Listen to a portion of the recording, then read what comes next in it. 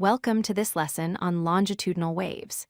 In this video, you'll learn about a fascinating type of wave where particles move in a very special way parallel to the direction the wave travels.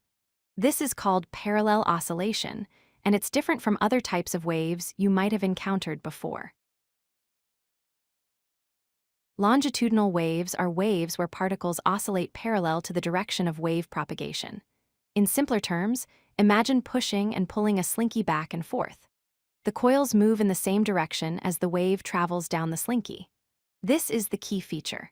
Particle motion and energy transfer occur along the same axis. The particles don't move up and down or side to side, they move forward and backward, right along the path the wave is traveling. The mechanism behind parallel oscillation involves a push and pull action.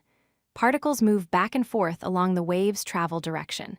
When one particle is pushed, it doesn't just move by itself, it creates a chain reaction. Each particle transfers its motion to its neighbor in sequence, like dominoes falling one after another. This sequential transfer is what allows the wave to propagate through the medium. As longitudinal waves travel, they create two distinct regions. First, we have compressions. These are areas where particles are crowded together, creating regions of high pressure. Think of it like squeezing a spring. Second, we have rarefactions. These are areas where particles are spread apart, creating regions of low pressure. It's like stretching the spring. These compressions and rarefactions alternate as the wave moves through the medium.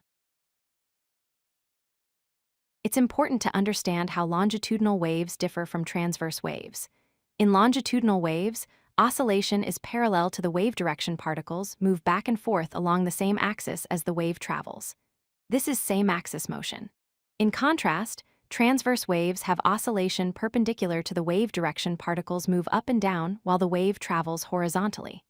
This is different axis motion. Both are waves, but they move in fundamentally different ways. Longitudinal waves are everywhere around us. Sound waves are the most common example. Air molecules compress and expand as sound travels through the air from a speaker to your ear. Spring compression is another example. When you push and pull a slinky, coils push and pull along the spring's length.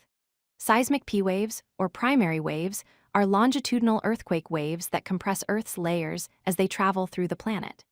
These are the fastest seismic waves and arrive first during an earthquake. Like all waves, longitudinal waves have three key properties.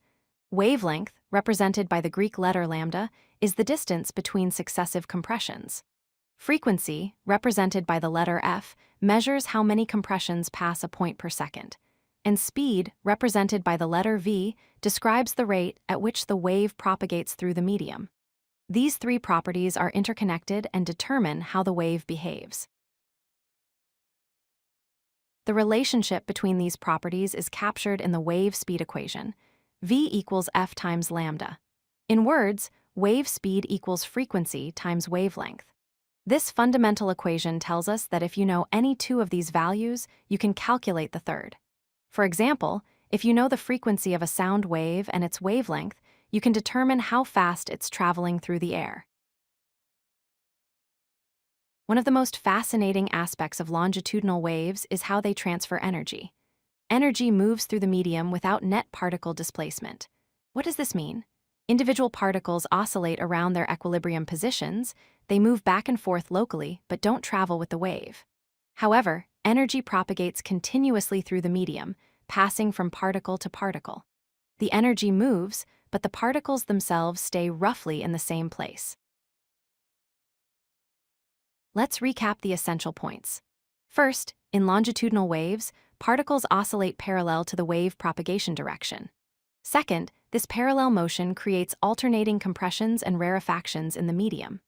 Third, sound waves and seismic P waves are prime examples of longitudinal waves in nature.